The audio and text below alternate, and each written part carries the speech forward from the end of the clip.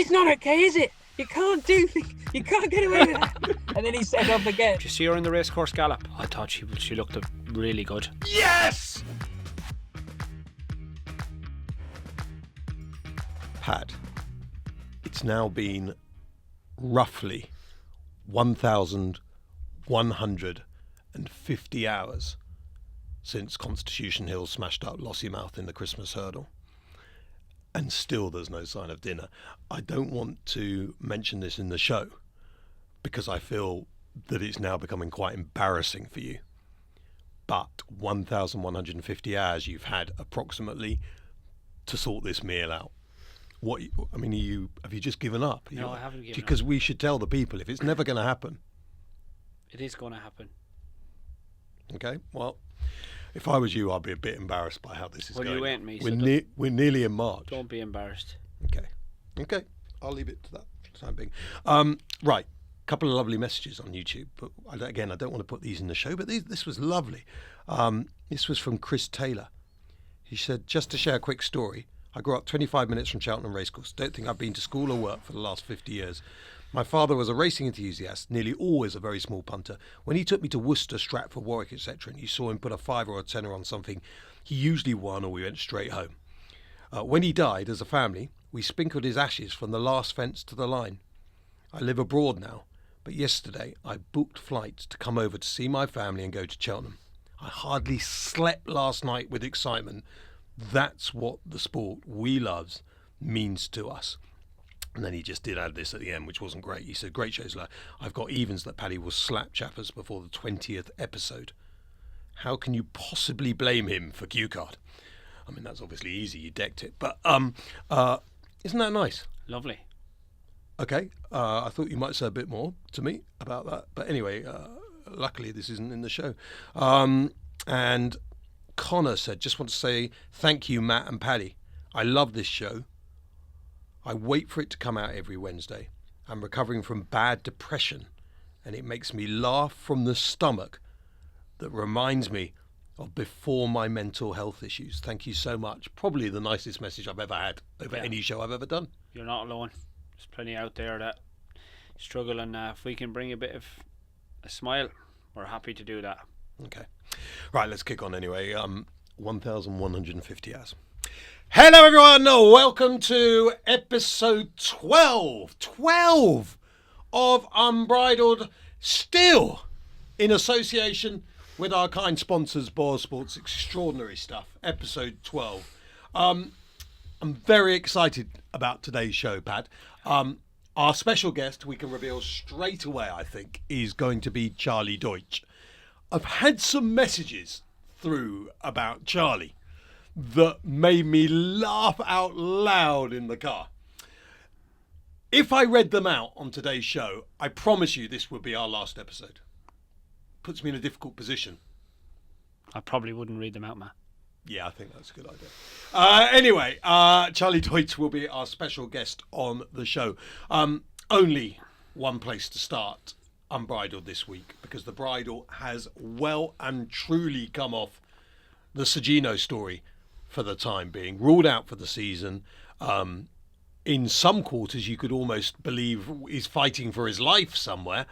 On every level, it's just gutting, isn't it? Yeah. Obviously, when he first came out of Newbury, you thought, a simple little nick on his leg wasn't going to be a big issue. A little Nico on his leg. Little Nick, and it wasn't going to be a big issue. And I did that. We were still, you accept that, and you're still looking forward to the Cheltenham dream. But it's horse racing, horses, animals. It's heartbreaking. And look, he's got an infection, Matt. My experience of infections is touch and go. You don't want that getting, touching the bone or however deep it can go. So most of all, fingers crossed for the horse. I'm in two minds about whether to try and get Nicky. You know how we do, or try and give people a quick call. Because it's 9:35 in the morning on Wednesday we're recording this. It's the worst possible time to ring any trainer. B, can you imagine the number of phone calls Nicky Henderson has had over the last 48 hours? People doing his absolute head in. Yeah. Including you. Yeah. So I'm in a dilemma because I'm thinking he's just not going to answer Right, this one. 4 seconds you've waited. Try and ring him. Okay. Why do you have to be so? You're like, almost like a bully, almost bullying there. But you didn't bully Q-Card over that fence, did you? No, he didn't have it. Right, let's have a look. So I'd say you'd be 100 to 1.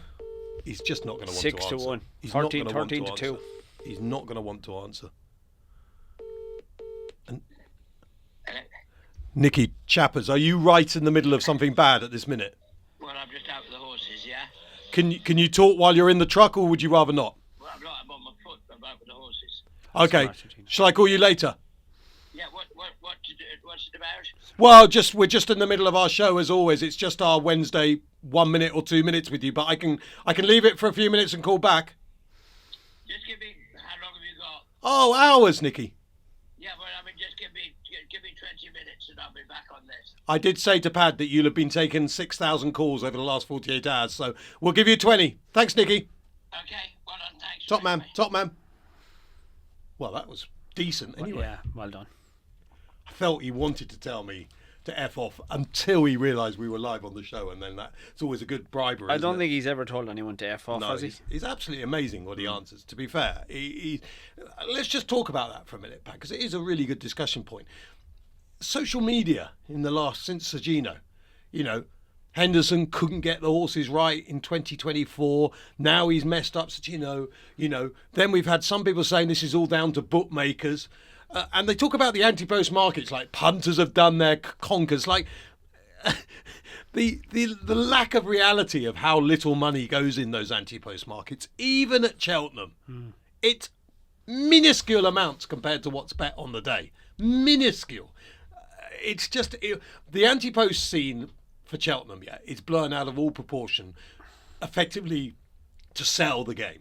Yeah, but if people really think there are millions going into these anti-post markets, when it's quite clear when a horse goes and wins that it gets chopped from 10s into 3 to 1 without a penny going on it, it's ridiculous. But anyway, that's another story. Don't get me started on social media. Well, you have got me started. Social media is full of animals that can behave like basically nasty animals, and they get any chance to type.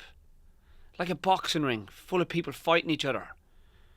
Honestly, it fries me. It's not a nice place. And you get something like Sir Gino and everyone becomes an expert, including you. Just back off. Leave him alone. Nicky Henderson will deal with it. And his vets. They don't need Fred from Blackpool to get involved.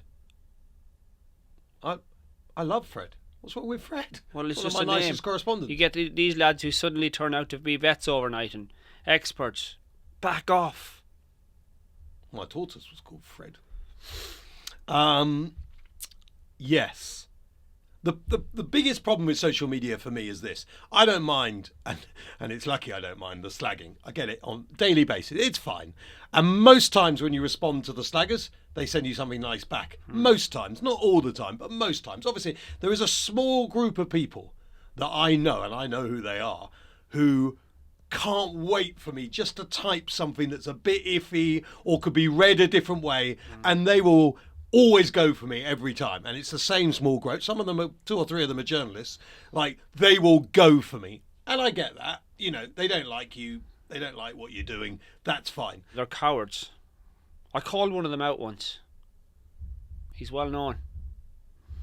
I told him I'd meet him, Matt. He said he agreed to meet me. I just didn't like the venue, to be honest. I just didn't want No, to it meet wasn't you in a you. car park. No, it wasn't. But it was someone I know and someone you know. I agreed to meet him. Did you meet him? Let me finish. He's a big lad. So I kept it going for about 3 weeks till that day was a date near Ascot. The day before I said I'd give it a miss. Were you scared? I just thought he'd back off and he didn't, so So you backed off? I had to. If only you'd backed off at that fence. No, I can't go there. But yeah, crikey. This makes me feel that I should get in the ring with you. I could see you. Oh, I'm gonna give you a big thump in the boxing ring, and then I bounce over the rails, and I'm there like jigging around, And suddenly you say, you know what, I'm going back to the changing room. There's a fair chance that man's watching this show now. He got a tiny bit of respect for me. Tiny bit. Because he stood to it. He agreed to beat me and he never backed off. As I say, I discovered he was 3 times the size of me. I had to back off. Load of sud, Pad. You've been all over this horse. I don't think what he did at Warwick will have blown you away. I know, but it won't have blown me away. And Harry looked to be putting the pressure on him at most times in the race. But maybe it was the fact that he was in front. And you'd like to think that they'll get him a lot better for the Arkle. Got Cheltenham form. He'll be better with a lead. Majborough is obviously solid, isn't he, Matt? But he can't afford a mistake, I don't think. And Luda Sud ticks a lot of boxes. He keeps on winning, and you'd rather be with him than against him, for me. Do you think he got a bit lonely? Yeah, I think it was hard out in front on his own. He probably loves a lead. You used to watch him at Cheltenham when he was following, and he came through that gap too. He looked really good that day, and something back to that performance, he'll go very, very close. You've been in to the Scouts a few times. Have you seen him recently or anything, or done anything with him, or looked at him, No, or cuddled him? Bridget rides him every day. I see him school when I'm trotting around the school, Harry's school, and he's a beautiful grey horse, very straightforward. But yeah, I'm sure Dan will get him a lot better than we've seen at Warwick. The one thing at Warwick which you'd look at was the second horse of Paul's, Rhubarb, is that his name? He ran one. But the only question mark I put there was how much the third horse dead onto them at the line, you know. So. Aintree horse, Rhubarb, for me. He'd love it good to firm at Aintree. Obviously it won't be good to firm, but you know what I mean? That's what I think he is. Yeah. He's a fast ground 2-mile hurdler who's not really built for chasing, but he's got a level of ability which I'd be surprised if he won't win a jump. I'd be surprised if Paul just goes and win a novice chase with him. Now he'll either win a Cheltenham, run a Cheltenham. He's a novice, isn't he? You keep him for next year. Yeah, he'll be next year. He'll have all that experience. Good point. Well made. See, sometimes you're right on the money. Speaking of being on the money, let's keep our sponsors happy for another show, episode 12. BoyleSports will push out Lotus to 5-1 from 4-1 at this minute, Pad, because you'll have each way betting at this minute 1, 2, 3. But remember, on the day, the Arkle field could be less than 8 runners. It could be, although a few people may throw their hat in the rings now. There's no Sir Gino. Do you see 5-1 if you fancied that as an each way bet to pretty much nothing? Like you'd expect Lotus to be in the first 3? Yeah, I'd be very surprised if he wasn't. Well, remember Django Bay's going to be in the first 3. And Majborough's going to be in the first 3, so you only got one place you're going for with Lotus. Yeah, Lotus sort of got. Do you know what? He's sneakily grown loads and loads of experience and been around Sandown, Cheltenham, Warwick. He's gone in there with loads of experience, and in a race like that can really help.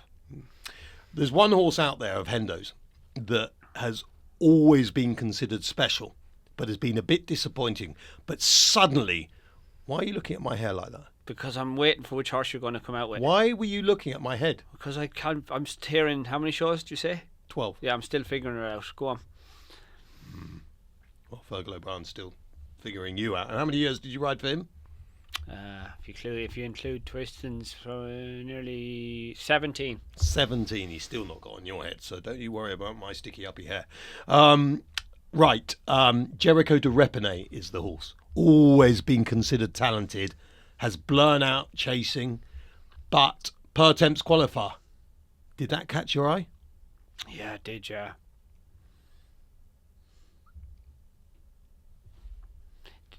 Anything more? No, he's qualified.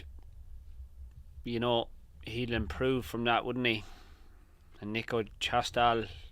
He'll probably ride him. You'd like to think he'd have a very good chance.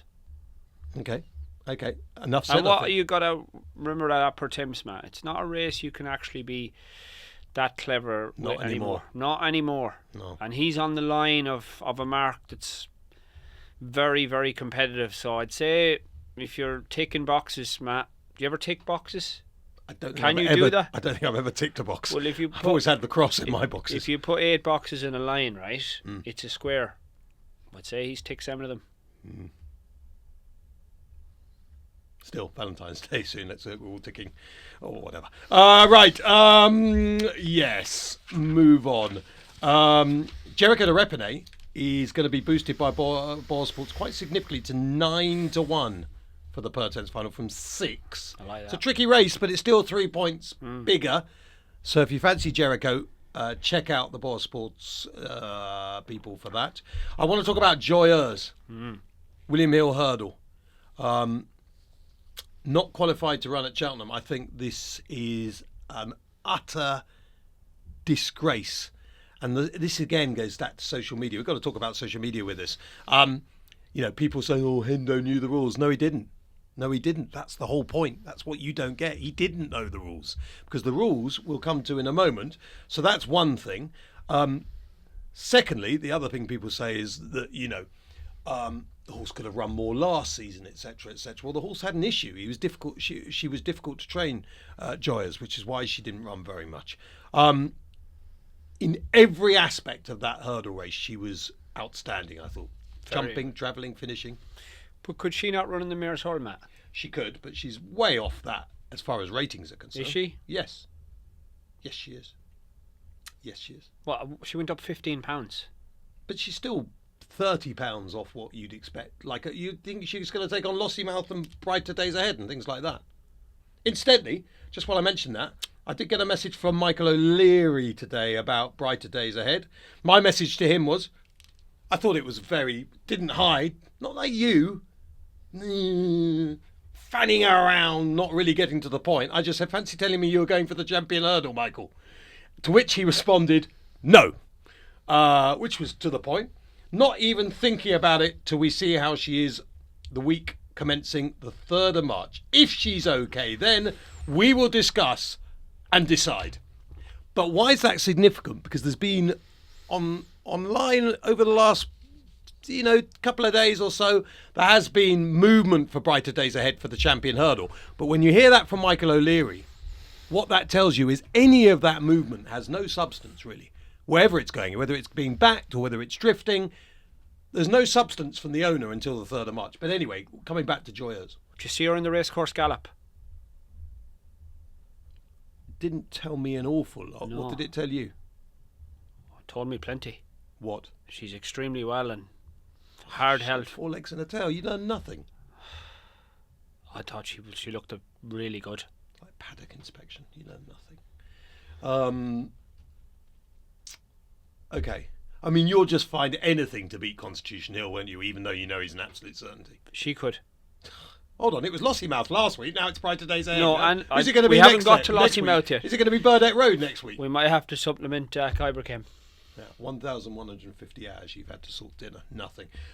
Right, I want to go back to Joyeuse's qualification. Yeah. And particularly for the people who are We have saying touched on this Henderson before. knew. So I've done my investigative work. The Jockey Club initially announced the changes to race conditions on the 26th of September 2024. Yep. So that was that. However, they changed everything. Well, they reconfirmed the changes on the 22nd of January.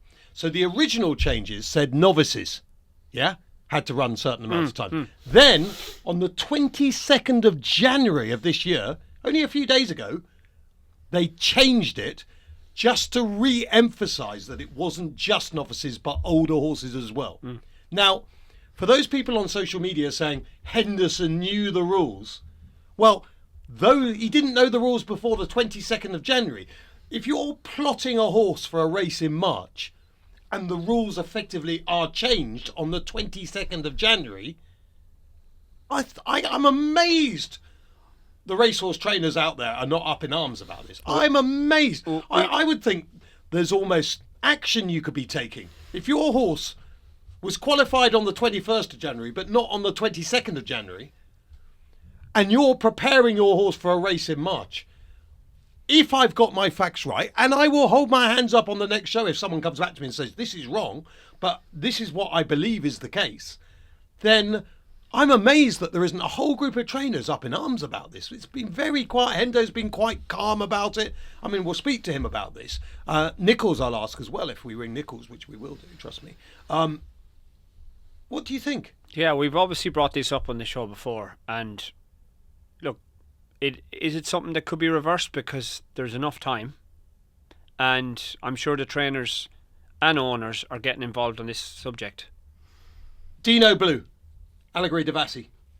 What do you make of that? I mean, neither of those horses really get me rocking because, to be honest, I've got to be honest, the Mare's Chase thrills me half as much as the Mare's Hurdle, and I think the Mare's Hurdle is horrific, so that's how much the Mare's Chase thrills me.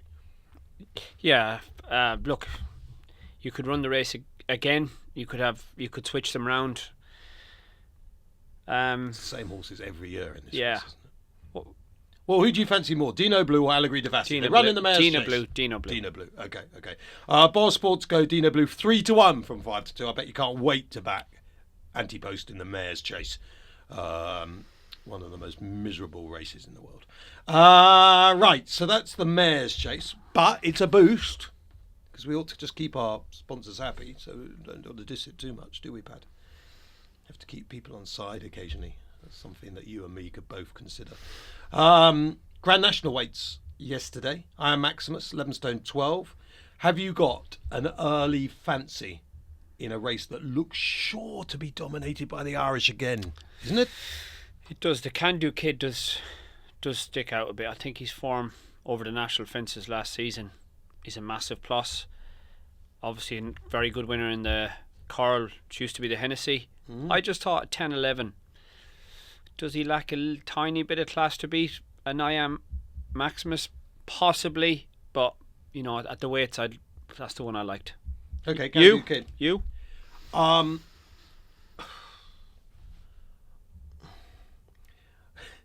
You'll laugh at me. I don't think Brave Man's Game is a badly weighted horse for this race. I thought he jumped perfectly. I know a lot of people are dissing him and saying it's sad seeing a King George winner go round, but I actually didn't think it was a bad run at all. I thought he jumped for fun. I think the headgear off makes a difference to him. And if he goes down to 153 or 4, I mean, he's going to be getting a stone from the top ones. And he's I thought there was enough in the run to make me consider him. I think I Am Maximus can still win it again, even off top weight. Brave Man's Game will pull up, Matt. Why? I just think he's had a tough time. Similar to Imperial Commander when he ran in the Grand National, he'd finish in the same place. That's just my opinion. Brave Man's Game's going to pull up. I don't fancy him in the Grand National. I tell you what, Paddy, he's only called us back. Nicky? Hello. Oh, I mean, I really didn't expect you to answer this morning. Paddy said he thought you would because he said, Hendo's a gentleman. But I kind of said, well, he's had so many calls over the last 48 hours. At least 2 of them have been from me. This will be the last straw. Push him over the edge. I'm here. I'm always here. Yes. Okay, we won't keep you long, Nicky. Just firstly, Sir Gino, for people who don't really know what happened to him, can you, in almost human terms, can you tell us what happened? Well, I can tell you can't tell in human terms because this is a condition that is rare and only kept purely for thoroughbred horses. So there you go. So Nicky, is it as simple as he gets a cut, the cut gets infected? No. So what is it? This is basically the inside working out. There's a pocket that's formed inside. It's basically inside the suspensory ligament, and there's a pocket that could be identified on a scan that sort of has a hole in it, really, but that hole is full of very unpleasant bodies. Right. And they have the ability to be able to nibble parts of the anatomy. So it's almost like something inside eating away at a bone inside. Correct. Right. Yeah. I mean, Nicky, I'm so pleased you've said that because I think on social media a lot of people think this horse has got a cut that got infected and then started eating away at the bone. No. But it's nothing like that. I mean, it's cracky. It's veterinary gobbledygook at the end of the day. But it's not. There's within the ligament, within the suspensory ligament, there is a build-up of foreign bodies. Not foreign bodies. I mean, you can't. At one stage, we thought there might easily have been a foreign body in there, like a tiny little thorn or something, and get in. That could do an immense amount of damage on its own. And rather thought there might be a foreign body that's got it there creating this, but again, on the scans and everything, they can't find that. But they know. I mean, this is a condition that is apparently is completely rare, except for a thoroughbred, and it's. Well, the most important thing yesterday was identifying, withdrawing a sample of the of what is in there, the pus, if you like, and then culturing that to establish which is the antibiotic that will kill it. That has been established, and therefore he is now. He was on antibiotics anyway, and he's very nearly on the same antibiotics now. But they've got the identical one that is going to be able to hopefully stamp on this. And at the moment, I've spoken to Henry, who's in charge of the whole procedure at Donington Grove, and he said, he's been comfortable. He's had a little walk this morning. His droppings are good, and he's eating okay. They continue to monitor and scan and test the contents, and I'm actually going to go and see him this afternoon. I mean, that's amazing, because the press release was so depressing 24 hours ago. I thought, oh my God, this horse is going to die or something. But if he's walking today, it sounds like we might be out of the worst.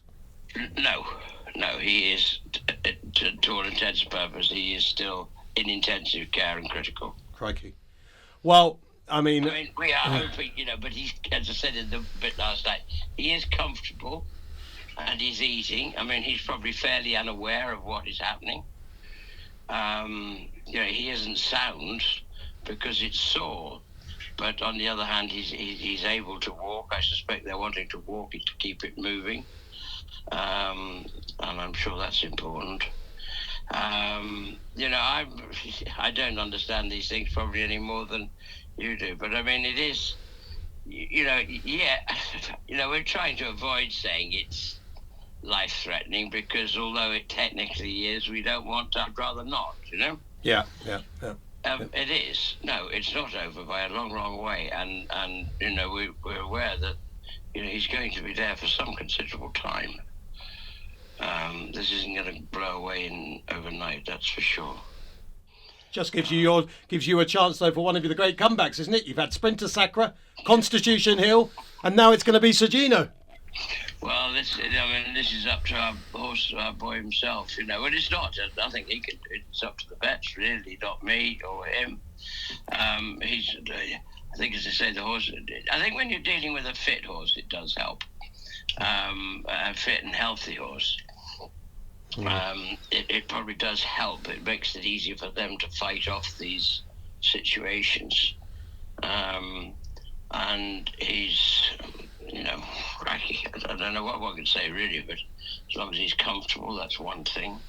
And then, as I say, it's up to the veterinary team to try and stamp on it and eliminate it before it does too much damage. Nicky, we'll keep our fingers crossed. I just wanted to change tack very quickly. Joyeuse, I've done a bit of delving and dipping into the dates when the rule appears to have been changed, although the powers that be are describing it as clarifying the rule rather than changing it. But January the 22nd appears to be the key date when the likes of yourselves, the trainers out there, came to realise that older horses needed more runs to run in certain races at the Cheltenham Festival than everyone thought. I'm amazed how, trainers seem to be just taking this on the chin in general. I mean, it seems to me that if you're preparing a horse for the Cheltenham Festival and in your eyes the goalposts are completely moved on January the 22nd for a race you're preparing for in March, it doesn't seem right to me. The social media will say Henderson knew the rules, why didn't he just run Joyeuse more? But you didn't know the rules because the rule was changed on January the 22nd. Well, you're absolutely right. I didn't want to go into this on Saturday. There was so much happening. Do you know what I mean? But you're absolutely right. Now, I was aware of this. This cropped up as a result of Shanna Bob, who went and minded his own business at Huntingdon one day, and I'll get you the date. So you wouldn't just look up Huntingdon. January the 22nd, you saw that came out, did you? Yes. I mean, where it changed up until, let's say, January the 22nd. I don't know if that was the date, but up until then. So Shannon Bob ran at Warwick on the 8th of Feb. No, yes, he did, but that's because that's after it. Yeah, and he ran at Huntingdon on the 23rd of January. Yeah, well, there you go. That's exactly what I'm saying. He ran on the 23rd in a Pertemps qualifier, right? Yeah. Which, under what we would have thought was, didn't need any number of runs because it says novices need 5 runs. Never actually occurred to me that Shannon Bob hadn't had 5 runs. But it doesn't affect older horses. Shannon Bob runs in a Pertemps qualifier, finishes second. Thank you very much. We are now qualified for the Pertemps final. The BHA came on to me the next day. They rang us to say, look, just to say, you might not be aware, but Shannon Bob is not qualified for the Pertemps final because he has not had 5 runs. Our comment to that is Shannon Bob does not need 5 runs because Shannon Bob is not a novice. He won his novice hurdles last year. He's only had 4 runs because we switched him to chasing. That was on the 23rd. Okay? Yeah. So he's all declared and runs. I hadn't read that document on the 22nd. I hadn't read it on the 23rd. It came out as a small piece of paper, which was obviously sent to all trainers. And it's a sort of a piece of paper that would go into an in-tray and probably stay there for a week. I would have thought very few trainers, I don't know, maybe they all did, maybe they all didn't. Certainly, when we went to Huntingdon on the 23rd, we had no idea. Not that it was going to make any difference, he was going to run. But he's only had 3 runs over hurdles. That was his 4th. They then come on and tell me that he needs a 5th. So, what do I do? I've got to run Shannon Bob between then and Cheltenham. The last thing I want to do. I finished him. That's his last run. He's qualified, ticked his box, earned his ticket. He's going to Cheltenham for the Pertemps final. They come and tell me I have to run again. Well, there are all sorts of ways of running them again. I played the white man. I mean, to be honest with you, it only has to run. It only has to come under starters' orders. You could say Joyeuse only has to come under starters' orders one time between now and Cheltenham. Yeah. Yeah? So what we're saying, Nicky... It has to go round. It doesn't say it has No. to finish. Well, that's it. It has to run a 5th time. But that was thrown at us on that date for the first time. That is seriously moving the goalposts. So poor Shannon Bob had to toggle off to Warwick last Saturday, and I ran him in a 2.5 mile. I did not want to go 3 miles again. It's the last thing he needed to do, so I dropped him back to 2.5, and he went round in a handicap hurdle at Warwick on Saturday so that he could have a 5th run. He did not. I mean, it was the last thing I wanted him to do. As it was, I did leave the cheek pieces off, and he doodled around. Yeah. And I did my best to explain what he was trying to do. Which just goes to show how ridiculous the system is. And also, it's slightly suspect. I mean, look, I don't know what's gone on between the 21st of January and the 23rd, but my gut feeling is, declarations come out on the 21st for that Huntingdon race on the 23rd. Someone... On that day, Yeah. novices would have novice hurdlers had to have 5 runs. It did not mention, and if it says novices, I think that we could all safely assume, stupid as some of us might be, that if it says novices must have 5 runs, you can only assume that a non-novice does not need to have 5 runs, right? Totally. Yeah, absolutely. Yeah. And I think But someone... all of a sudden, they just add, and all older horses. Yeah. That comes out on the 22nd. Yeah. Yeah. And it's very odd. And as I say... Shannon Bob, I've probably got a whole stack more. Yeah. And if anyone's watching... for Cheltenham, don't forget. Yeah. And if anyone's listening or watching this and hearing this, and they should be very conscious of the fact that Shanna Bob, I mean, I was at Utoxeter when he made his chasing debut, and I was jumping around because I genuinely thought he was going to be an incredible novice chaser. I couldn't have got it more wrong, to be quite frank. But anyway, that's beside the point. It's not as if this is some master plot from you. This was a horse who ideally would have been in the 3-mile novice chase at the Cheltenham Festival, but as... Absolutely, he was going to be my top novice chaser. He didn't enjoy chasing, so I had to bring him back. I could keep you for an hour, Nicky, but you would blow up, and I can't do that anyway. Just a couple of quick things. Django Bay, I didn't think was entered in the Arkle. Is he entered? He is. He is. So I thought he had to be supplemented. Tom, my producer, was on top of the game much more than me. I mean, you've got to run. If you don't run Django Bay, Hendo, in the Arkle, you are not appearing on this show ever again. He'd be delighted. He'll run in the RSA. No. You've got Jinko Blue in the RSA, you fool. Jinko Blue runs on Saturday in the Reynoldsdown. Right. He won't go to Cheltenham then? Yes, because if he runs in that, then he could go into... Then I want him to have another run before the Brown Advisory. Yeah. So, but Nick... Now, I will say, and I mean, nobody knows this, but we pondered this over the weekend. Nico and I chatted, and I've chatted to the owner, to Nico, and all of us here, to be honest with you. And our plan at the moment would be for Django Bay to come into the Arkle. Yes! Honestly, you don't know how much that... I have to say, behind your back, Nicky, I begged the owner. Well, I barred the owner's missus. Oh, yeah, he told me you'd been on there. I begged. She thought... Oh, dear. I was talking to her last night that they've got a boat or something called the Bridge of Arkle or something like that. And they want to throw me off it? And she said... You said something about Django Bay in the Arkle, and she told Tony that it was something like, but there isn't room for Django Bay on the boat. Oh, God. Okay, so we got Jinko Blue, who runs in the Reynoldsdown and hopefully goes to the 3-miler at Cheltenham. Django Bay will run in the Arkle with an excellent each-way chance. I think you have to put it that way. Yeah, I think the RSA... with Ballyburn and Al, and if we've got Django, but Jinko Blue for the same owner that can go there, then the obvious thing to do is bring Django Bay back to 2 miles. He was a good he won a Grade 1 novice hurdle as over 2 miles round Aintree. Yeah. And he got good form over 2-3 round Huntingdons and things like that. He's not slow.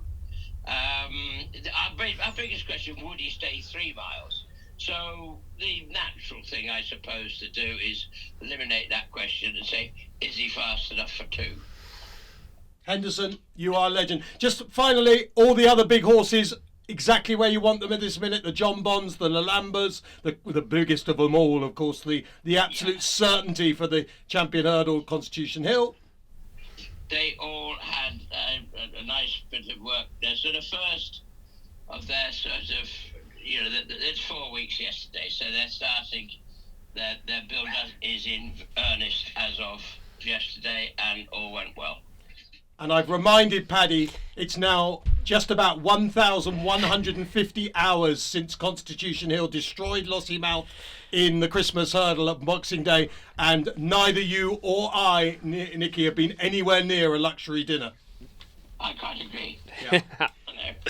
I'm fattening up for it. Yeah, I'm fat already.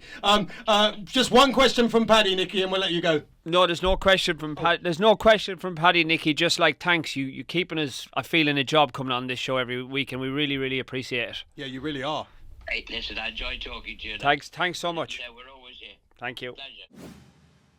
So, Pad, at the top of the show, I said I am truly excited by our special guest, Charlie Deutsch, today. And I really am, because I think he is such a character. And I love characters. It's one of the great things about this game. There's so much in there. Nikolai Chastel de Boinville is kind of our source. He's the mole, really, these days in the weighing room. He sent me some... I kind of said, Deutschy, like anything. What have you got on Deutschy? What he sent me, if I read out, this show is finished. Deutschy's finished. We're all finished. so I can't read it out. But I have never laughed so much in all my life as I was reading this. It was brilliant. But bits of it I can read out. And I will do this. So I said to him, Deutschy. Oh, hold on, let's just check he's there. Deutschy, are you there? Yeah. Yeah, okay. I'm alive. Okay, here we go. So this is what Nico's message started with. We're going to need the bleeping machine here. So this extraordinary when you think who this has come from. So his first 3 words were bald as. I thought that was unfair coming from a baldy, but anyway. He says can never land the plane when telling a story. Does that mean that he has good stories, but the punchline always goes amiss? Is that what that means? Yeah, good line that actually. A story that never ends. Yeah, this one I really liked, but I don't know quite the background of this or whether Deutsch will want to go into it. He says, the only man who Alistair Down ever tried to throttle in a pub. I've no idea what that's about, but we'll find out if Deutsch wants to tell us. Then he said 2 more things on separate messages. So he went away, had a think, and then he came back. And the next one just said, Deutsch is completely feral. That's all it said. And then about 10 minutes later, he came back with 1 more message, and it just said, great rider, which I thought was nice at the end. Deutschy, does any of that ring true to you, or is that like listening to a completely different person? I don't know what he's on about. Yeah, no, that's confusing because listening to that, I was thinking, damn you, Nico, and then there's a nice comment at the end anyway. The first 3 words that he said, the baldy bit, that seems ridiculous coming from him, doesn't it? Yeah, he always, every time I walk in the weighing room, I always get something like that. So, and he's just in denial, I suppose, and he tries to draw attention to my hair so that no one looks at his, I suppose. Yeah, to make himself feel better, Charlie. Actually, yeah, exactly. I tell you what, just while you're there, Charlie, I'm just going to show Paddy. Paddy, check this out. This is Nico at Newbury the other day. Yeah. As the people see this, just check out the middle of his head. Nico's got like a Mohican now, hasn't he? Down the middle. Yes, yeah. It doesn't look too bad, but I like it when he has to get interviewed outside and there's a gust of wind and it just goes. Because he tries to gel it down, and just when the wind catches it, I just enjoy. I Charlie, enjoy that. Maybe we could. Hold on, Charlie. Can you just do that one more time with the whoop bit? I love it's that. Like he slicks it back, and then sometimes it goes woo, and then you've got a little. I love that. You've got a little antenna. It looks like a Teletubby. Right, come on, Paddy. You asked something sensible. No, Charlie. I was just saying we could maybe tie Nico to a tree and shave it off. Yes, yeah. He really needs to. I think he needs to commit to getting rid of it now because I think I've still got a bit to work with, but I don't know. I think he's got to let it go now. Well, what's extraordinary is you're all young. Like, you're young, you've got a young missus, you've got a very young child. There's Sean Bowen, who's in the same situation, and Nico, who's got a young family as well. I mean, you're all young guys, but you're all in the same boat. I thought it was just like Slipstream or something like that. You were trying to make yourself slicker with the old helmet or something. It's a theme in the weighing room at the moment between top riders. It makes me think it's contagious or something because we're in the weighing room a lot together. So maybe you can catch it. I don't know. Anyway, look, we could go on being silly forever, but it's great to have you on board. I mean, you are a character, Charlie, and it's quite clear when one speaks to you that there's so much going on. Have you? I mean, you came sort of from hunting and the pony field, etc. Have you always been a little bit crazy? Is it bonkers? What would you call it? I've always been aware that I've been a little bit mad, but you have to be to do. It helps, I think, with this job. But I was always very shy when I was younger, so I very much kept myself to myself. And then slowly, as I've got older, I've got more confident, and I suppose people have got to know me a little bit more. Yeah. So that may be where it's come from. But I've always been very. I was quiet, but I was very daring, and So that's probably, I've always known I've had a bit of madness in me. And the difference between Charlie Deutsch, say, how old are you now, Charlie? 28. So the difference between Charlie Deutsch at 28 and Charlie Deutsch at 18, what would you say the big difference is? I think 18. I was just unsure about a lot of things and still learning and making mistakes. And I think now I kind of know myself a bit better and just a bit more confident. And I was very shy, I suppose, when I was kind of 16 to 20. Just let me. Charlie Deutsch is probably one of the most natural riders I've ever seen. I remember recently, Charlie, we were out hunting. It was probably, I don't know, a year and a half ago, maybe not that long ago. Charlie would be out hunting on the biggest lunatic of a horse that was on the field. He'd barely have a bridle on it. We'd all be walking around, minding our own business, just trying to just look after ourselves. Anyway, this horse would just jump through this massive hedge out of nowhere. You think, who is that lunatic? Charlie Deutsch. And he just has this natural way with horses that what got Charlie where he is today, he's a quiet lad, as you can see there. Well, he's not, but anyway, yeah. No, he has that other side, but as we can see there, but it's pure natural talent. I would say to a lot of young lads riding, you aspire to be something as you get older. If you could just sit back and watch Charlie Deutsch, just the simple things, the things he can do. He's a complete natural horseman. And there's no aura about Charlie. He's the same on a Monday as he is on a Saturday. He's the same going out to ride in a Gold Cup as he will be at Hereford today. And yeah, it's great, Charlie, to see you've come so far. Like 28 for me, I always thought my best years as a jockey was sort of 28 to 34. So hopefully you're going to have a lot of fun over the next few years. Oh, that's no, very kind, Paddy. No, hopefully, I feel like I'm got to a point where I know what I'm doing and hopefully still improving. And I obviously growing up, I used to I'll never forget the day I went to the Gold Cup the year you won on Imperial Commander, and I actually bunked off school, and my brother and we couldn't afford to get into Cheltenham, and we snuck through the fence. There was a hole in the fence, and I remember, I'll never forget that day, the atmosphere, and I wanted Imperial Commander to win because I was at Pony Club with the Twistons and things like that, and I just remember all three of those horses winning was just unbelievable, and that really I definitely got the bug that day, that's for sure. With horses and you jockeys, and this is also for you, Paddy, is it just like for someone like me who's never going to have that sensation, is it just that feeling of speed and competition, and also because most of you are starting when you're kids, like it's almost like a running race that most of us do that at school, but we don't ride horses over fences, etc. Is it the speed and competition against youngsters that really gets you going? It's almost like wacky races sort of thing. Yeah, exactly. I think it attracts people that are daring and and competitive, but also the difference with horse racing is and any horse sports is you have a connection. You have a friend that you've got to get on with, and it's a live animal, which is very different to other sports, and that gives you extra adrenaline, and it's trying to work them out and communicate with them and get them to be on the same page, and that's what makes it really exciting, and it's kind of so unpredictable as well because of that. We asked our viewers for some questions this week, and some of them mentioned you actually, and we didn't ask them specifically for you, but Mikey sent one in, which was really nice. He says, I've rewatched Jello's victory and can't emphasise how good Charlie Deutsch's hands are when presenting a horse at a fence. He literally doesn't move them at all unless he's asking for one.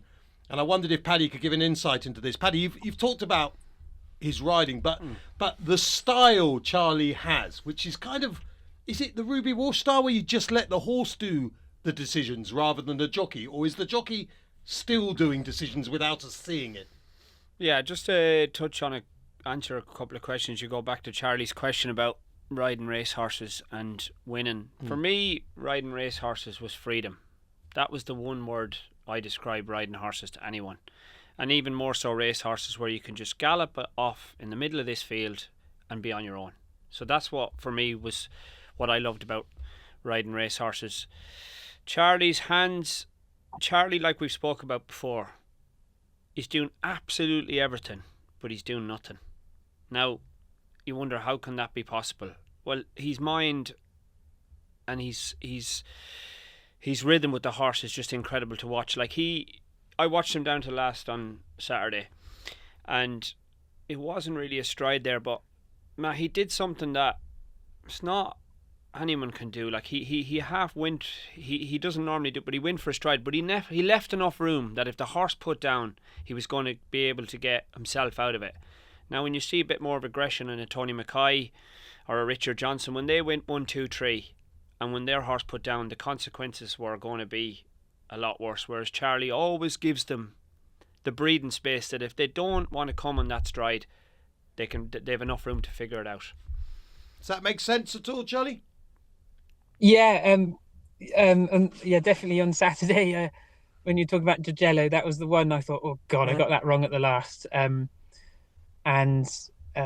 Yeah, he jumped brilliantly up the straight, and then he came out my hands at the one before the last, and I got to that, and I thought I saw a long one, and all of a sudden it wasn't there, but luckily he had enough room to get out of it, and all credit to him as well for getting me out of it. But it made it not look like a problem, but it could have been, that's for sure. Well, Mikey's message started well for Charlie. The conversation beneath it didn't always go well for Paddy. Kevin Hill responded to Mikey's tweet about Charlie's expertise by saying, Brennan's the wrong man to ask. Everything was moving when he jumped a fence. When you were riding against Paddy, Charlie, did you feel that everything was moving next to you? We probably heard it. No, I think Paddy had amazing, almost mind power over horses. He could get horses to do what he wanted. I think everyone has their different ways of doing things, and I think he had amazing mental power over a horse almost. If Paddy was wanting one to run for him, it would run. Yeah. And people. Yeah. Was Paddy, was he, when you first went into that weighing room, would you quickly know that Paddy was someone to steer clear of? Yeah, he was. He had a powerful character in the weighing room. Yeah. I remember there was one day at Fakenham, and I was, I think I was a £5 claimer, and I was being very, in a race, I was just saying to someone, oh, bit of light, and I kept doing it all the way, just being cheeky, really. And Paddy came back in, and Paddy said, he was sitting opposite me, he said, Charlie! And he gave me a bollocking, and I was like, oh, okay, sorry, Paddy. No, and anyway, and it calmed down. Anyway, I went off to, I was waiting around for my next ride and went off for a cup of tea or whatever, and came back in, and Paddy was still sitting there. And I looked across at him and he said, Charlie, I'm sorry for shouting at you earlier. And I said, oh, it's okay, Paddy. And he goes, it's okay. It's not okay. It's not okay, is it? You can't do things. You can't get away with that. And then he set off again. Oh, and then I was sitting there hold on, we haven't finished the story. Yeah, go on. Sorry, I Charlie. was sitting there. Oh, you say, Paddy, that's where they say land the plane then. And then I was sitting there thinking, oh God, look at the ceiling. And I didn't know how to reply, because I thought, if I say it's okay, I'll just head them off again. But, oh, no. Charlie, there's just one thing, last thing I want to touch on. And it's with Venetia Williams. You know, you talk about top football clubs, Man City, Man United, the list goes on. Venetia had this way of signing a player, bringing in a jockey. To me, she had some of the best jockeys. Go back to Norman Williamson, Brian Crowley, Sam Thomas, Aidan Coleman, now you. That woman not alone found you, lads, but she probably made you as well. She's an unbelievable trainer, and just as my last question for you is, what is she like to ride for and work for on a daily basis? Because she's an incredible trainer. Yeah, exactly that. She's just she's confident in her ways, as in she knows what she likes, and she knows the direction she's heading, and I think that's what makes her so great. And yeah, like you say, with jockeys, she's just brilliant. It's not a coincidence that she's had so many good ones. And I saw Aidan the other day, and I was talking to him, and he was saying how brilliant Venetia is, and you know, neither of us would have. We were both saying neither of us would have got to where we are now without riding for her. I think she leaves things very natural with her horses, and riding. She likes things to be natural, and yeah, she just leaves you to it. And you have a lot of horses. She lets you know when you've done wrong and when you've done right. She also tells you, which is important, because a lot of people in racing don't give you confidence, and she always gives you confidence. And yeah, she lets things be as well. There's not too much pressure, and she just lets you find your feet. And obviously, you eventually do, and then you try and repay her, and just do the best you can, really. Jello, Ryanair chase. I mean, you'd be looking forward to that, wouldn't you? Yeah, really looking forward to it. Last Saturday give you loads of confidence, and yeah, he's been such a good, consistent horse over the years, and I think this year he's really matured. So yeah, I'd be pretty buzzing for that. And also talking about looking forward to horses, Lompresse is due to run in the Ascot chase. So a couple of questions with him. Firstly, of course, he was your first Grade 1 winner at Lompresse. So he's always going to have a very close place in your heart. Oh, definitely. Yeah, exactly. Yeah, no, exactly. You could probably tell by my interview after the last day when he won. I love talking about him, and yeah, he's very, very special to me. And hopefully, hopefully we can do a better job of that race than we did last year. So yeah, looking forward to him. Is the ground, because there's not a lot of rain around, although it's sort of miserable everywhere. Although it looks like there's plenty of water on your sort of what are they, mirrors? Not mirrors, glass in the car. I think there's more rain over sort of that way, Hereford way. Yeah, but would he be a horse who needs more rain or not, Charlie? Not particularly. I think he's fine. I'd like a bit of rain. It just makes the ground nice, and they kind of slide through it, which wouldn't be too bad. But no, I wouldn't be too worried about. If it was good to soft, I'd be perfectly happy. And what about the trip? 2 mile 5. I know you know. Obviously, he's been here before. Some people see him as an out and out stare. He's in the Grand National, for instance. Has he got the speed? He has got speed. The only thing is, just takes a bit of warming up sometimes. He can just take a bit of warming up over the first 4 fences, and it just worries me that might just get caught on the back foot. But once you get, a mile from home and ask for a real effort, he's definitely got speed. And I think in the Cotswold Chase, we actually didn't go very quick, and we were racing Stage Star all the way to the line, and he didn't feel slow that day, that's for sure. And when he won the Fleur de Lis, racing Protectorat over the last 3 fences, he was very quick, but he just took a lot of warming up. So that would be my only concern with the trip. A story. Any other story you'd like to tell us? I would love it to involve Nikolai Justel de Boinville, because he gets away with murder on this show. And there must be so much bad stuff about him out there. But is there anything else you'd like to share with us to make you feel better today? Nikolai, he whinges about his gout a lot. From his does he? yeah, I bet he has gout. He's got a very rich diet, isn't he? And yeah, he, obviously living up in the Cotswolds and living his sort of life, it has its consequences. But what else? Gout. No one likes gout. No, it's not attractive. No. No, not much else really. I mean, Nico's not what you could call attractive, I don't think, is he? He's ridiculous, beautiful wife, lovely kids. Yeah. It's extraordinary, really. Yeah. He's a character himself, crikey. What else? Nikolai. I've heard a story about well, I was there actually. I don't know if you've ever heard about it or asked him, but Altior took off because obviously he could see some big strides, couldn't he, on Altior? And I think it was the open ditch at Sandown. Altior went for a big one, and I think it took Nico by surprise. And you just have to ask Graham, his valet, the state of his britches after that. Oh no! Because- Oh Yeah. no! Chastel. All that Yeah, and- Chastel. Oh. Bloody You know what I mean? Oh. Yeah. Oh, So, Charlie. Oh, that's a horrible I don't know if thought. that's been said before, but it is.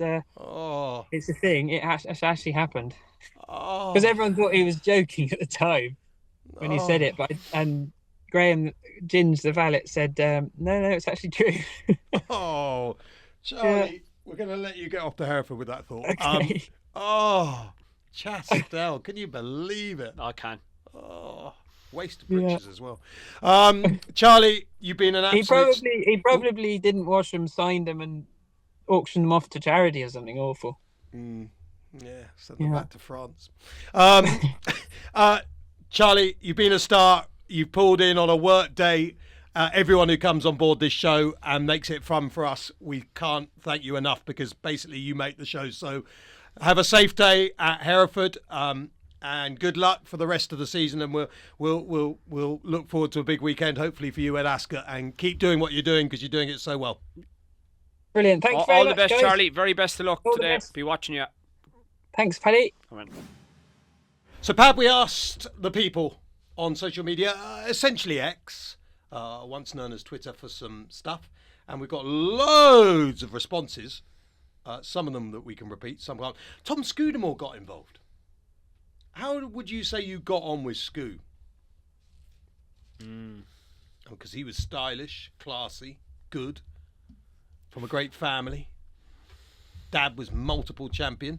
Anyway, the first thing he wrote was who'd win a fight between you and Daryl Jacob. Me. Okay, so presumably you and Jacob don't get on? I said to you before, he's like a radio. I used to keep telling him, just turn it down. Just turn it down. Because he's excitable, he's fun, he's chirpy, he's happy, he's a good lad, everyone likes him. That's not your kind of person, is it? No. Mach, I didn't go to Leicester on a Monday in 0 degrees to have fun. Bookie's dream. Can you ask Paddy what he thinks of my horrific boots that I wear? Oh, yeah.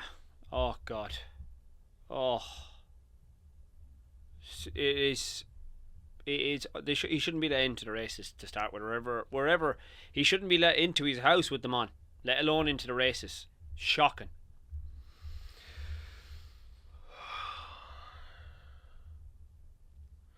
Toby Hawkins. Love the show, lads. I always had a punting motto, which came to fruition a few times, especially at the early Cheltenham meetings. When in doubt, back Paddy Brennan. Sycophantic. So the question is, did Paddy have any superstitions? I did. I used to always magpies, like to see too. And yeah, just you'd always have a superstition on boots, and used to carry a few sticks at the time. Choose a colour. Yeah, different helmets. Yeah, there was definitely things there, alright. Has there been any disastrous day which you went home and thought, why didn't I put that helmet on, or why didn't I... I wore a tie once that I bent, and I bought a brand new pair of shoes that I in the bin. AJ says, when not working, what would your exact day at the races consist of?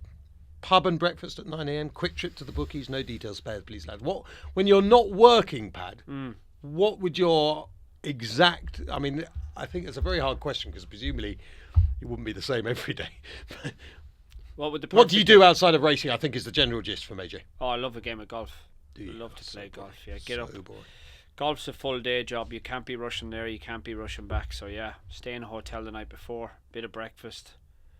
Maybe a whiskey on ice before you tee off and take them on then. Justin says, if Paddy had to choose, which would be classed as the better hairstyle, the Bros twins of the 90s or Chappers?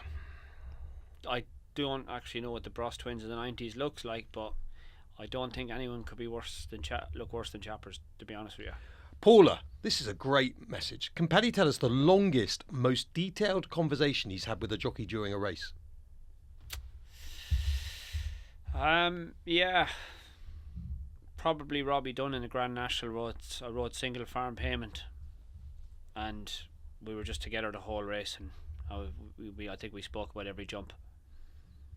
About? The fact we got over it, or I got over it, looking for the next one. Well, what an interesting conversation that was. I've got over it. Oh yes, next one. I don't have to think like that anymore. Of course, little hurdles now. Yeah, they definitely weren't little hurdles then. No. No. It's actually interesting. Obviously, earlier in the show, we're talking about all the Grand National stuff, Can Do Kid, etc. But I don't know why people even talk about like risking Grand National horses or your horse. You know, it's just not a test at all. Whenever you paint it up, it's not a test. Speed though, Matt. Speed Down over the first two can take you down, no matter how big or small they are. I don't know. Peter, this is a great question. This is very interesting for you in particular with your, well, just you. After giving a horse a bad ride, is it customary to apologise to trainer and or owner after the race? How does that conversation usually go? Yeah, I'd be the first to throw myself under the bus after a race. Sorry. And you know what? 7.5 out of 10 would understand that, and there was always one or two that would just, you'd get the jock straight off for being honest. But I always stood by that, and over time you come out the winner of being honest rather than coming in and giving some story of how you did this and did that. So I always hung myself. Harry, what famous silks would Paddy love to have run in but never got to pull on? The Queen. Oh yeah. Never. Ugh. I know, they looked immaculate. What do you think of Dan Skelton's recent suggestion to move the Grand National meeting to the end of the season? Yeah, Matt, I hadn't realised it was 17 days, to be honest. And you want to get as many runners there and as much competition as possible. So if it means moving it back a little bit, you get more runners, it's a no-brainer. Right, just a quick one, just to interrupt these as we're going. There's been a lot of movement on the exchanges about Lossiemouth in the last 24 hours. Obviously, if you're watching this, that could be days ago. If you're watching it on Sunday, just had a message through as I'm speaking from Rich Ritchie, the owner of Lossiemouth. Producer Tom will be thinking, what's this massive bombshell coming through? Nothing at all. Lossie A1 is all Rich is saying. Lossie A1. And to be honest, that for some people will be bombshell news, because Lossiemouth has been taking a walk in a lot of markets as we're speaking on Wednesday morning. Rich Ritchie on the phone to me right now. Lossiemouth A1. Paul Nicholls is calling. Oh, it's all happening on the show this morning. It is the former champ. Morning, champ. Oh, hi, how are you? Yeah, very well. It's been a dramatic show so far. Paddy... What's that? What's that? What's that? Well, mainly about the Grand National. So Paddy fancies Can Do Kid. I think Brave Man's Game's got an each-way chance. And Paddy said to me, Brave Man's Game will pull up in the Grand National. Anything you'd like to say to him? So what's his reason saying he'll pull up? Yeah, what's your reason, Pad? I just think he's had a hard time as a racehorse, and I just watched him at Newbury, and I'm not sure the Grand National will be the answer. Knock him down, Nicholls, please. No, well, look, he has had a hard time, but he hardly came to have a hard time on Saturday. He went round with his ears pricked, and he finished with his ears pricked. And my thinking is that possibly the National, as it did back along with Neptune, might just, spark him into life, and he might just enjoy it. He'll either will enjoy it or he won't. But it's quite possible that now he's off a mark of 155 running in a handicap rather than all these graded races. It might just suit him. Paul, obviously. Might not. Paul, obviously, I'm not a jockey anymore, and I know I said he'd pull up, but Were but obviously, Love it, were you? Go on. Bumping around in the saddle. If I was, I would have texted you by now for the ride. Do you have any idea who's going to ride him yet? I've got a few options. I've just got to sort that out. I have half mentioned to Johnny Burke that. On Johnny. Yeah. He might well be free. I've got to discuss it with Brian Drew, but that's what I'd be thinking. Harry will ride Candid Kid, obviously. Right, Harry on Can Do Kid. Paul, feel free to swear in response to this question, but if Paddy was still a jockey and rang up for the ride on Can Do Kid, what would you actually say to him? Well, why not? He's experienced, isn't he? He rode plenty of winners. Of course you'd use him. Thank you, Paul. No, Paul, the answer to that was off Paddy. That was the answer. Oh. Yeah, that's you, not me. Oh, my God. Where have you come from today? Pick Dory, all set for the weekend? Yeah, he worked great this morning. He's nice and fresh. He hasn't had too hard a time this season. Of course, he loves Ascot, so yeah, we're looking forward to it. A lot of people will say that there were one or two Lompresse who might still fill for the Gold Cup, maybe the Grand National, etc., have targets in the near future, whereas for Pick Dory, this kind of will be one of his big targets. Is that fair? This is a race he really wants. Yeah, it's his big target. It's obviously a big race. It suits him well. He's not going to Cheltenham yet, so we aim to have him ready for his life as we did last year. Yeah, and I mean that distance, that track is kind of his ultimate, isn't it? It is, yeah. That it suits him very well. We haven't tried him over 3. He probably would get 3 miles now. But yeah, it's ideal for him. He loves it right now. Decent ground, looking like this weekend. Dry forecast, perfect. Rubode ran really well against Loda Sud. Probably doesn't quite get the credit he deserves, but would he be more Aintree than Cheltenham? Yeah, it would. He's definitely not in at Cheltenham. It wouldn't suit him. He would have, better ground would have suited him. He'd probably run than Pendle at Kempton over 2.5 next week if it's dry. And then, like you say, Aintree would suit him better. That Pendle's going to be a cracker. Gidley Park's in there for Fry. It's going to be a good race, the Pendle. He would have a penalty. It is a good race, but then, obviously, Rubode likes Kempton, flat track suits him. So it just needs some better ground. When do we see Regent Stroll? We've seen him Sunday. I'm not going to rush with him, Matt. I probably won't run for 3 weeks. Try and find a sort of a confidence-building race for him and then decide whether we go to Aintree. And I read the other day Corwell Potter's going to go for the handicap at Cheltenham, yeah? The 2.5 mile handicap? Yeah. Assuming the ground will be, good to soft, that's what they're running. If he still is in the Arkle, if by chance it came up heavy, but that's unlikely, but you never know. But the novice handicap looks the ideal race for him. Yeah. Yes, Pat? Can you ask him about Max McNeil's horse for the champion bumper? Whichever that is. What's the name? Paul, what's the horse? No drama at this end. Yeah. Yeah, he's intended runner. I saw him work this morning. As long as it's soft, he'll run. Okay. It's obviously, of course, owned by the Barber boys as well. Yeah. Yeah. So he's exciting. And finally, Paul, just Skelton was on at the weekend. He was being asked questions about, Nicholls. Has he gone at the game? Is he still in the game? Almost everyone, every time you're having to listen to this stuff, just it's worth pointing out that the last time there was a British champion trainer who was British, it was Paul Nicholls. How are you finding these conversations that keep going on about, is this the end of Nicholls, etc.?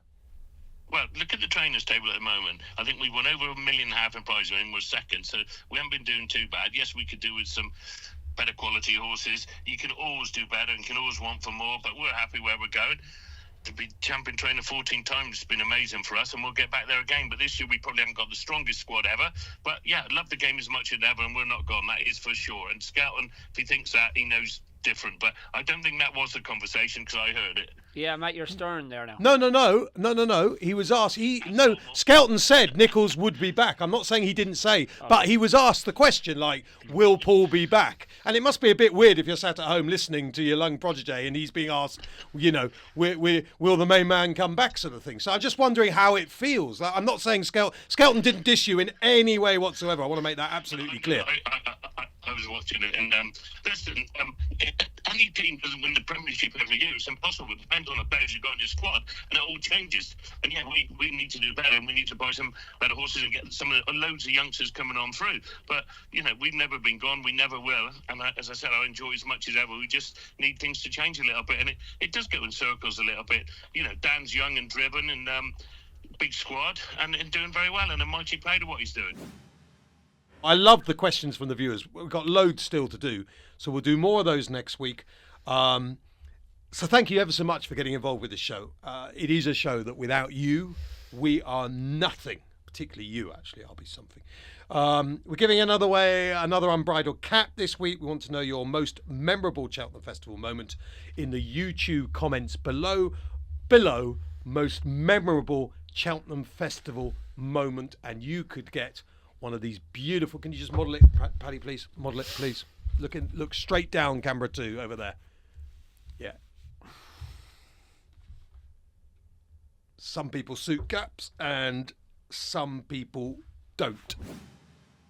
You got a horse at the weekend, haven't we? I mean, we touched on the weekend action. Who first of all, who wins the Ascot Chase? L'Empresse, Pic Dory, or something else? Corbett's Cross, Blue Lord. Which race are we on about? That race. Yeah. The Corbett's Cross, not a definite runner Is at he the not? time of broadcasting. Could run, but you try and second guess Emmett Munns, he gives nothing away, Emmett, does he? Blue Lord is on a bit of a recovery mission, isn't he? Yeah, if he runs as well. Pic Dory, I he's like not in gonna that, especially with the drying ground at Ascot. I think L'Empresse will outstay the field. Drying ground though might be more in Pic Dory's favour. And you've got a massive day at Ascot, haven't you? What's happening with this Bella Legrand? Bella Legrand, yeah, we had a couple of options with her, but I'm glad we waited for this. Obviously, she's a 6-year-old, very impressive winner of Fairy House. Form's been boosted. The second one at Leopardstown Christmas Festival. Yeah, she's a lovely filly. We like her a lot, so fingers crossed. All shares gone in that or still available? All shares, some famous people in her, so we're hoping they'll be there at Ascot on Saturday. Well, like who? You'll see on Saturday. Well, give us some sort of clue. Tottenham Hotspur manager, Oh, the Red Nat. possibly. That's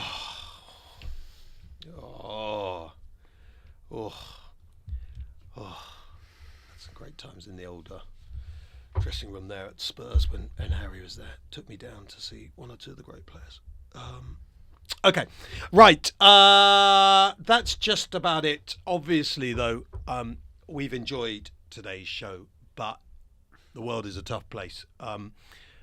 Two people we really want to give a mention to as we round up. First of all, Joe Summers-Smith, the BHA chairman, sadly passed away this week after his battle with cancer. As I said on the show last week, Joe has been a massive racing supporter, a racing man, a man who was visible in the job, who was at the racetrack, who would chat to even the likes of me, and I would enjoy those conversations much. He's done all he can for racing.